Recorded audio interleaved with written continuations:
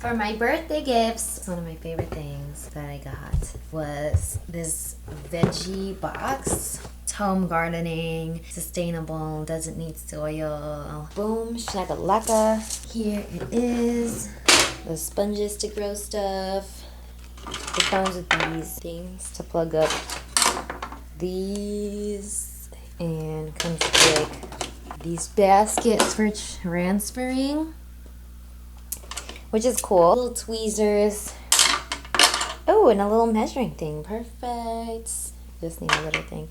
And it comes with like these nutrients for the plants. It didn't come with seeds, so I bought some basil seeds to start. And I want to start growing lettuce and herbs and stuff, but I wanted to check if it'll work. I've never done this before, so I wanted to check if I just grew like basil and like put 8 of them, I'll have a bunch.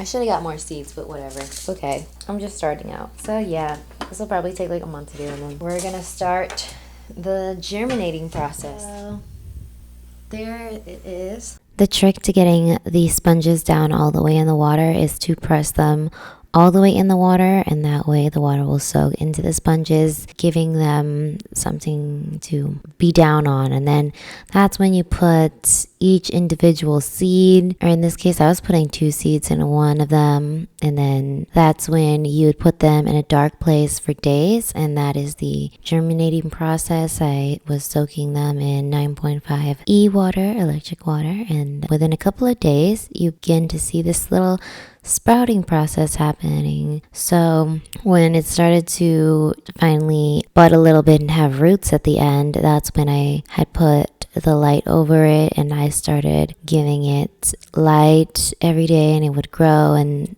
eventually I had to move it by the sun, the table, because my mom didn't want me using the electricity so much. But every day I was starting to notice it grow little by little, and over a couple days does it add up to keep growing the little buds, and then that will grow. And then once it finally sprouted a little longer, that's when I decided to add in the plant nutrients that it came with. So there's a plant nutrient A and B, and basically you would take like 1 liter and another liter, and then you would put the solution first, the A1 for 10 milliliters. You put it in there, and then you put 1 liter of water. In this case, I was doing 9.5 again. Although I found out that plants like a pH of 6.0, and of course it's filtered to get out the chlorine, fluoride, and to have the good stuff in there. And then that's when you would pour the B plant solution, and then you would have another liter in there. It can hold up to 2 liters. That's the plant's nutrition. So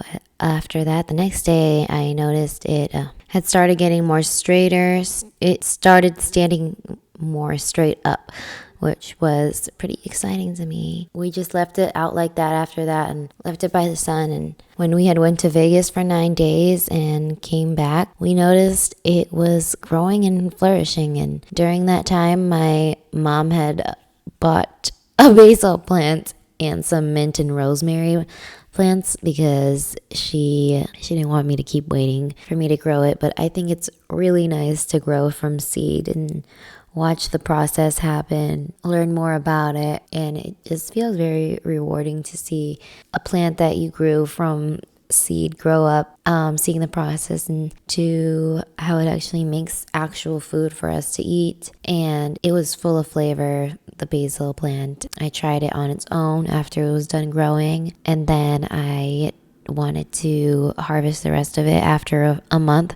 After like 28 days usually is when it's ready for harvest. And so I had made cauliflower gnocchi with some marinara sauce, mushrooms, and all the good seasonings. And then I had collected some of the basil herb and put it on top to give it that nice look and refreshing taste. And it was so delicious. It was my first time growing with a plant, and my first time makes me want to keep growing more and more different kinds of edible plants that I can make. And I really think it is important. I feel like schools that should be teaching people how to grow their food. Everybody needs to know about it, and it's something that we can all implement into our lives and helps us connect better with nature back one with nature, because everything that we ever needed in medicine was in our nature and foods. And real food is made from sunlight, water, and the earth, right? So